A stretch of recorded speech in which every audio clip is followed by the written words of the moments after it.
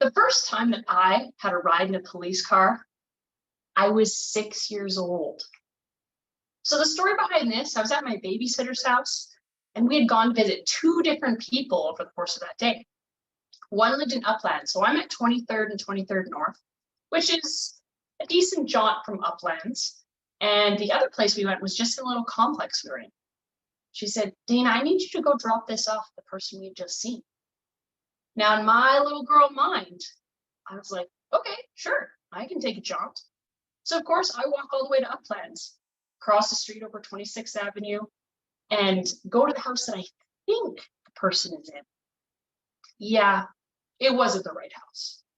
But luckily for me, there was a really nice family there with a bunch of kids who invited me in, propped me up onto the chair, helped me up because I was still too little, gave me some grapes, and then called the police.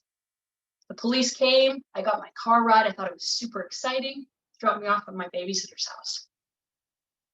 And that was my first cool experience with police. The second one came in grade 5 when I was in the DARE program, and I got to meet a real live school resource officer. It was super cool. And my passion for being a police officer was ignited. So in high school, when they do all those career tests, it wasn't a surprise at the top of my list, police officer, yeah. I had other interests too, nursing, counseling, teaching. But something that I found was that all of these had something in common. Making a difference by helping people. And 2, showing up is absolutely essential if you're going to be successful in that type of career. So some of you know I had a really tough time in high school. I didn't do well with my school grades. It wasn't an awesome experience for me. And so when I started working at Save On Foods, the idea of every $500 getting a 50-cent raise was pretty awesome. And I was like, yeah, I can do that for the rest of my life. But I felt really strongly at one point that I needed to go to school. And this scared me a little. But I did what I tried to do, and I took action, sought out the information from the college that was needed, and then there I was. Fast forward a few months later. I get accepted to college, and I quickly embraced this term from this wonderful person. You are braver than you believe, smarter than you think, and stronger than you seem.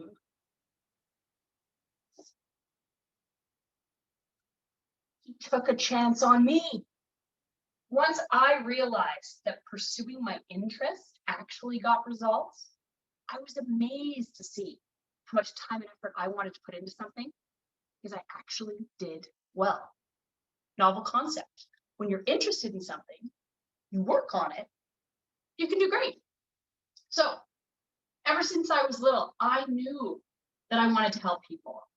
And so I pursued my career in policing. And during that time, I gained such a wealth of knowledge and understanding of what actually helping people looks like. So when I was 25 and I got my dream job of being that school resource officer, I was so excited because not many people get their dream job that early. Wayne Dyer had it right when he said, "My goal is not to be better than anyone else, but to be better than who I used to be." So as I realized that I had other goals and aspirations, I gained that knowledge really is power. I started asking questions, looking for schooling options to kind of see what did I want to do later on in life. I finished my professional arts degree while in schools and then pursued my major in history. And I got to take a really cool class, and it was women's history.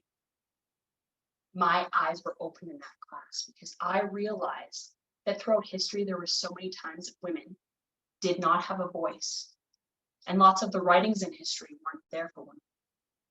And this ignited a fire in me and a passion to write down things, to be able to leave my history with others. As I started my business aspirations, I wanted to empower youth to gain this same thing, figure out things that they wanted to tell the world. So everything that I was doing had a focus on making a difference. Toastmasters for sure was not part of my plan. And this past year, I've shown up for leadership roles, been a keynote speaker, and completed my TED Talk for our speaker series. I met a wonderful editor who encouraged me to pursue my dream of writing. And at this point, I've been doing my Storyworth book, and I get to publish it within the next couple of weeks, and I'm super excited. I've also been working on my life book, which is the first 40 years of my life, and I'm on track to be able to publish it and complete it for my kids later on this year. Both of these books were truly a dream come true because it's something I've always wanted to do. And now I'm going to have that history for my kids. I took a chance with Toastmasters to try something new, and it allowed me to pursue seemingly unattainable dreams. I've grown in my storytelling and my writing, and as I continue to find new ways to make a difference, I'm super excited. I want to thank so many of you for being mentors and encouraging me to be stronger and reach higher and do better, because I don't think I'd be the person that I am today if it wasn't for many of you. So thank you so much from the bottom of my heart. As I've looked at my progress over the past year, I truly believe in this concept. Where you are a year from now is a reflection of the choices that you choose right now. I encourage every single one of you to choose now to be the person that you will be in a year. And I'm truly excited to see the results.